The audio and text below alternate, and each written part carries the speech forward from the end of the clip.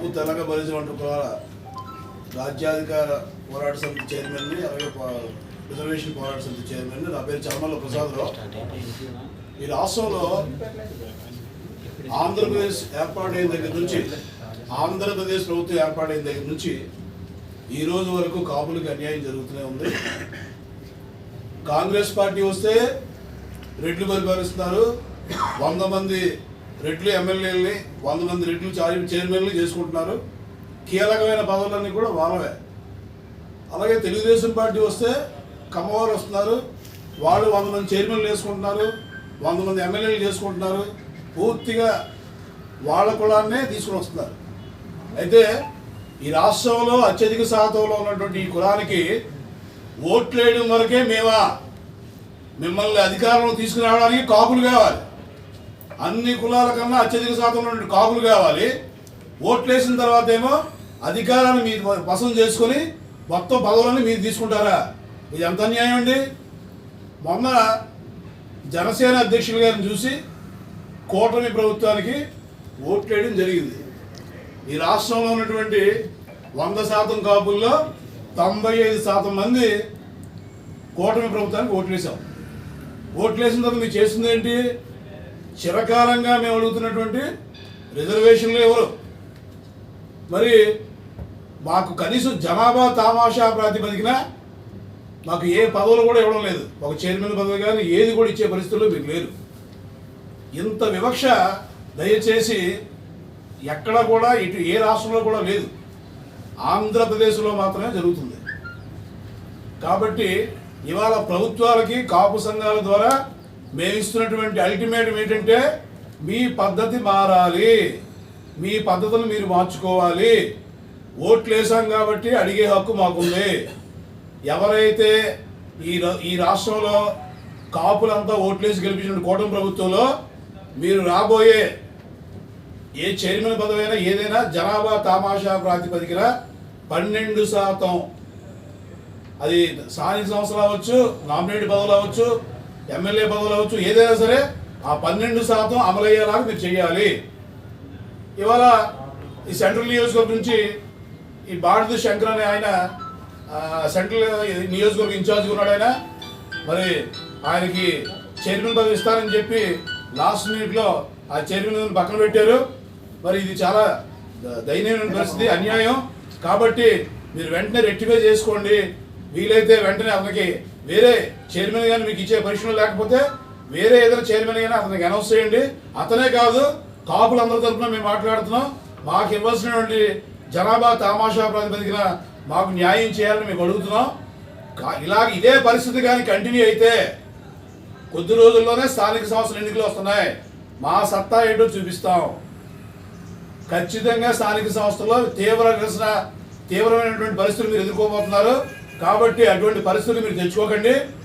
ఈ రాష్ట్రంలో అత్యధిక శాతం ఉన్నటువంటి కాపులను మీరు సాటిస్ఫై చేయలేకపోతే మీరు త్వరలోనే మీ అధికారాన్ని కోల్పోతారన్న విషయాన్ని మీరు గుర్తెరిగి ఎట్టి పరిస్థితుల్లో కాపు సామాజిక వర్గానికి న్యాయం చేయాలి తప్ప ఎంతసేపు మీ కులానికి మీరు న్యాయం చేసుకుంటే అది జరిగే పని కాదు. మీకున్న ఓట్లు కూడా చాలా తక్కువ. మేమే మిమ్మల్ని అధికారంలోకి తీసుకొస్తున్నాం. అధికారంలోకి తీసుకొచ్చాక అధికారంలోకి వచ్చే వరకు మా కాళ్ళు మమ్మల్ని పట్టుకుంటున్నారు. ఎన్నికలు అయిపోయిన తర్వాత ఆ కూరలో కరివేపాకులో మమ్మల్ని పక్కన పెడుతున్నారు. సో ఇటువంటి పరిస్థితులు ఇక ముందు పునరావృతం కాకూడదు. ఈ 65 సంవత్సరాలు మేము భరించాం, ఇక భరించలేము. ఇక ఎట్టి పరిస్థితుల్లో మీరు మాకు న్యాయం చేయాల్సిందే. న్యాయం చేయకపోతే మీ అధికారం కోల్పోవడం ఖాయం. ఈ విషయాన్ని దృష్టిలో పెట్టుకొని కాపులకి మీరు న్యాయం చేసే దిశగా అడుగులు వేయమని ముఖ్యమంత్రి చంద్రబాబు నాయుడు గారికి కానీ, మా డిప్యూటీ సీఎం పవన్ కళ్యాణ్ గారికి కానీ, అలాగే బీజేపీ అధిష్టానం కూడా మేము కోరుతున్నాం. మీ ముగ్గురు కూడా కలిసికట్టుగా ఉండి చెప్తున్నారు. మా డిప్యూటీ సీఎం గారు వాళ్ళు చెప్తున్నారు, 15 సంవత్సరాలు కూటమి ప్రభుత్వమే ఉంటుంది, కాపులందరూ పెద్దన్న పాత్ర పోషించండి అని చెప్పి మొన్న జరిగే ఎన్నికలకు ముందు మాకు అందరికీ దిశ చెప్పారు ఆయన. కాబట్టి ఇప్పుడు నేనేమంటున్నాను, కాపులు అన్నయ్య మీరు చెప్పారు, మేము పాటించాం, అమలు చేసాం. మీరు చెప్పింది పెద్దన్న పాత్ర పోషించాం. మేము ఇంకో విషయం కూడా చెప్పాం. బీసీలకి మాకు తగువ పెడుతున్నారు మీరు.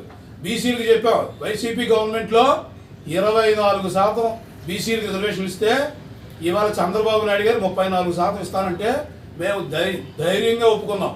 బీసీలకు ఇస్తున్నటువంటి 34% అమలు చేయమని అడిగాం. ఇవాళ అసెంబ్లీ సమావేశాల్లో ఉపసంఘం ద్వారా తీర్మానం కూడా జరిగిపోయింది. సంతోషం, మా బీసీ సోదరులు కడుపు నింపారు, మేము సంతోషంగా ఉన్నాం.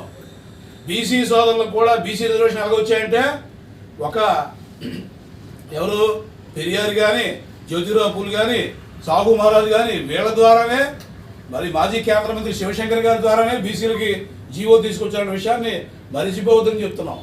ఆ విధంగా మేము పెద్దన్న పాత్ర ఎప్పుడూ పోషిస్తూనే ఉన్నాం ఆంధ్రప్రదేశ్లో. మీరే మాకు అన్యాయం చేస్తున్నారు. కాబట్టి ఇవాళ బీసీలకు ఎలాగైతే న్యాయం చేశారో కాపులకు కూడా న్యాయం చేయవలసిన బాధ్యత మీ మీద ఉంది. అలాగే ఈడబ్ల్యూఎస్ ద్వారా అగ్రవర్ణాల్లో ఉన్న పేదలకు కూడా 10% రిజర్వేషన్ అడుగుతున్నాం. కాబట్టి ఏదైతే ఇవాళ నామినేటెడ్ పదవుల్లో కాపులకి కానీ న్యాయం చేయకపోతే స్థానిక సంస్థల్లో తీవ్రమైన పోరాటం చేస్తాం. ఎట్టి పరిస్థితుల్లో ప్రభుత్వాన్ని కిందకి దించే వరకు వదిలే సమస్య లేదని చెప్పి మీ ద్వారా నేను ముఖ్యమంత్రి గారికి, అలాగే మరి పవన్ కళ్యాణ్ గారికి అందరూ కూడా గుర్తు చేస్తున్నాం. ఇది మా ఆవేదన, మా బాధ, మా కడుపు మంట, మా ఆకలి మంటలు. మా బాధను మాత్రమే చెప్తున్నాం తప్ప మేము ప్రభుత్వానికి వ్యతిరేకం కాదు. తెలుగుదేశం ప్రభుత్వానికి కానీ, కూటమి ప్రభుత్వానికి కానీ మేము వ్యతిరేకం కాదన్న విషయాన్ని చెప్తున్నాం. గట్టిగా మాట్లాడితే మీరు వైసీపీ గవర్నమెంట్ అంటున్నారు. మేము వైసీపీ గవర్నమెంట్ కాదు. జగన్మోహన్ రెడ్డి పూర్తిగా కాపులను అనదొక్కాడు. రిజర్వేషన్లు ఇవ్వలేదు, కాపులను అనగదాలను అనదొక్కాడు.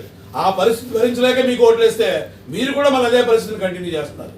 కాబట్టి డిప్యూటీ సీఎం గారు మీరు వెంటనే పెద్దన్న పాత్ర పోషించి చొరవ తీసుకొని కాపులకు న్యాయం చేసేలా కానీ మీరు ముందు చొరవ తీసుకోకపోతే, అలాగే కాపు ఎమ్మెల్యేలు, మంత్రులు, ఎమ్మెల్సీలు అందరికి కూడా ఈ విధంగా స్పష్టం చేస్తున్నాం. మీరు కాపుల కోటాలో మాత్రమే ఎమ్మెల్యేలు, ఎంపీలు, మంత్రులు అయ్యారు. మీరు మీ బాధ్యతని సక్రమంగా నిర్వర్తించట్లేదు. మీరు అలా చేయకపోతే మాత్రం మీకు కూడా తీవ్ర పరిణామాలు తప్పవని మీకు గుర్తు చేస్తూ వెంటనే మీరు డిప్యూటీ సీఎం గారి ఆధ్వర్యంలో సీఎం గారి దగ్గర కూర్చొని కాపు ఎమ్మెల్యేలు, మంత్రులందరూ కూడా రేపు జరిగే నామినేటెడ్ పదవుల్లో మన మన మన మన మన వాటా మనకేమని చెప్పి మీరు ముఖ్యమంత్రి గారికి గుర్తు చేయాలని చెప్పి తెలియజేస్తూ నాకు ఇచ్చిన అవకాశానికి ధన్యవాదాలు.